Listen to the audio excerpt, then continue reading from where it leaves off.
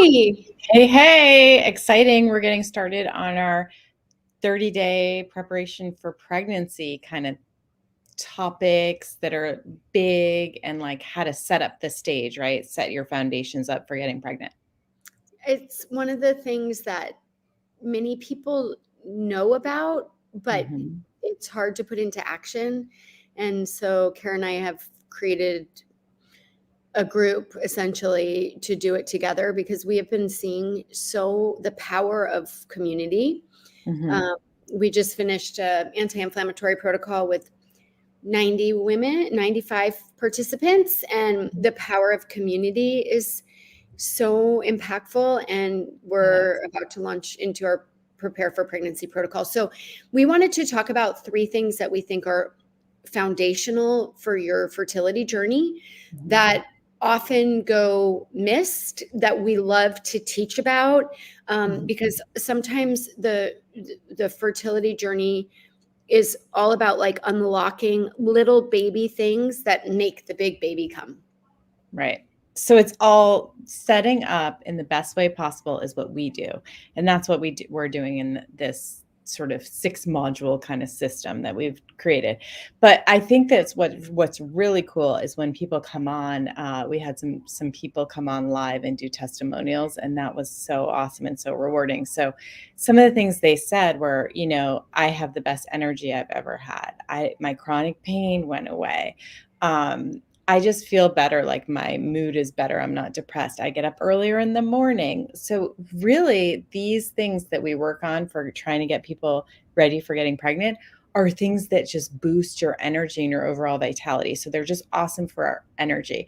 And it is clean living, right, Hillary? Like, essentially, it comes down to we're teaching people how to set up their lives to be most optimal for their health. And so that could be for longevity too, but this happens to be a fertility program.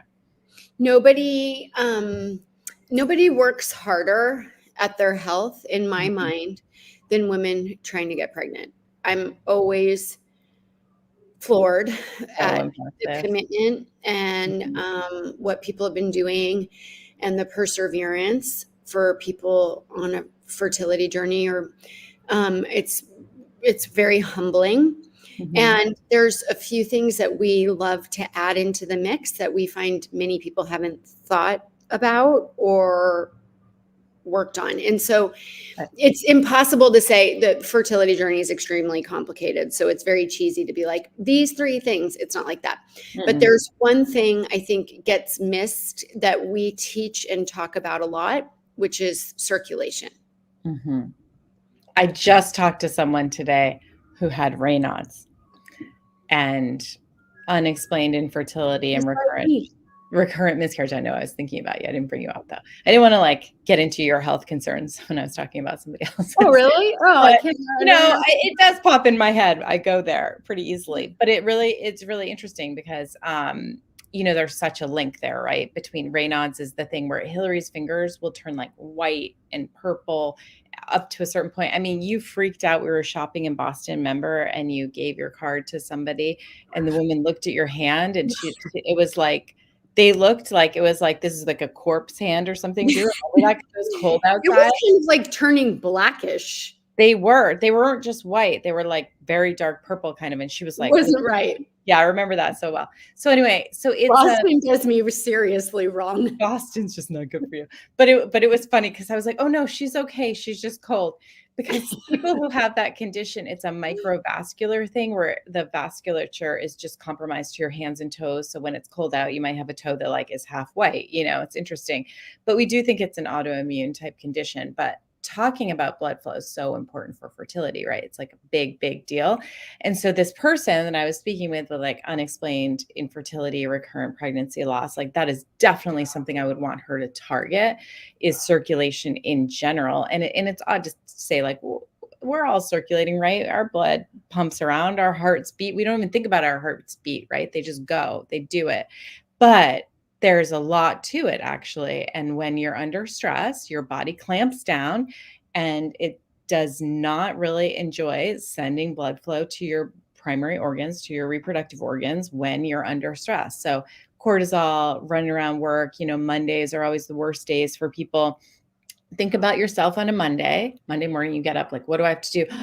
That feeling, all the blood in your body is going out to the periphery, to your hands, to your feet, to your brain to help you run from the bear or get out of the war zone or whatever super stress is going on. Because your body doesn't know that you just have 30 emails to get back to and you forgot this, that, and the other thing. You have all these phone calls, right? Like your body doesn't know that. It thinks you're in mortal danger. So that makes sense. You wouldn't want to reproduce in mortal danger, right? So you don't care about your reproductive organs. Your body prioritizes the muscles that help you run in your brain to help you think to get out of a situation fast. So that's what's going on with our stress systems and circulation. And so women in a fertility journey, come on. Like it's hard. There's so many disappointments every month. Your period comes, you're like dying. It's like the worst feeling, right? So I think working on circulation is a big piece of the puzzle. And we do it through a bunch of areas, right? We do it through multi-system approach, right? Calming the mind, working on the vagus nerve, working on blood flow, hydration, foods that promote circulation, just so many different ways. So we really target that for people, and they feel better because guess what? If you have really awesome circulation and blood flow, all your cells are getting more oxygen and nutrients. So you do feel better. I love it. Kara, the acupuncturist. And what we try to do is many people know about the benefits of acupuncture for fertility. And what we're trying to do is to educate about how to get a similar effect of acupuncture at home so that you can do it more frequently, more easily, less expensive, all the things. So that is a big part of Prepare for Pregnancy protocol. Big part of it, because a lot of the way acupuncture works for fertility is promoting circulation. So how can we have that for you daily at home? And there's lots of practices we teach people to do that with, right? And circulation is a real focus. So I love that. I want to say one other thing really briefly. I think that people are overwhelmed and inundated with fertility information and like, I'm not doing this, I'm not doing that. Oh no, it's causing me stress.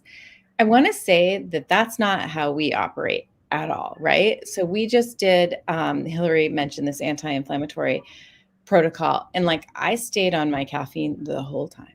Now, were people supposed to go off caffeine? Yes, they were. Did I want to go off caffeine? No. I have really busy days this week, and this was not my week to go off caffeine, and I don't want to deal with the headaches this week. So I have gone off caffeine in the past, but I made that choice for myself. So we like to actually deal with individual human beings and not like, here's your blanket program of do all this stuff. That's not what this 30-day program is. It's like, what are some easy things that might appeal to you? When we present a bunch of them, you don't do them all. You choose what works for you. So for me, it wouldn't have worked to go off caffeine this past week, but the rest of it works because guess what? Like my hands are feeling less inflamed, my back less inflamed. You know, I do have more energy. Like those are the things you look for in a program. So anyway, I just want to say that because that's not what we're about. That's not our approach. There are not black and white rules because you're all individuals. I want to talk about if we're talking about three things that we think are really important on a fertility journey.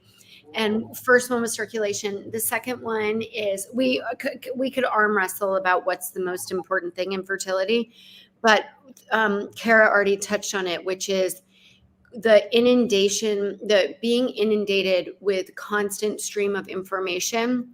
And what we find out, like Kara and I have been doing all these meetings with these beautiful women on journeys. And the thing that I think is a consistent theme is the woman is driving the car or the fertility. She's the one deciding, okay, I need to see this. She's the one that's trying to figure out what fertility coach to work with or what diet to do, or she's making all these decisions as an island without a tried and true program. And I feel like it's the opposite of what we're trying to get women to do, which is to be cared for, to be nurtured, to be soothed, to be nourished. She's in this kind of energy instead of in this kind of energy. And that's a hard thing to say. And because of course she's doing all the work because the medical system's not working for her. She's Right. trying to figure out how to make her IVF work, or can she avoid going to IVF. So in no means is there judgment. It's the way it's set up. But what we like to do is to take that off the lady's plate, so she Mhm. gets to focus more on what am I filling my plate with as far as Mhm. foods, and what am I filling my life with? What am I filling my days with? Because it is a happy, resonant woman that has an easier time Yeah. creating the baby. Right. So Big, can big you just focus for talk us. about the nervous system, and especially being an Mhm. acupuncturist, like how these women who are trying to get it all done, where Mhm. it's an action, how that can be working against them? Yeah, and I think one of the things that we constantly hear about is like our feedback and superpower from the people we work with is like, somehow you guys don't make this stressful, and it's like more inspiring and more high level. And it's like we're laughing, we're telling goofy stories, we're saying how we failed and the mistakes we made along the way. So learn from our mistakes, you know? So it's like that's the kind of energy that you want to make changes with, because those changes really are lasting changes, you know, because they're not things that you cannot do in your life that aren't realistic for you.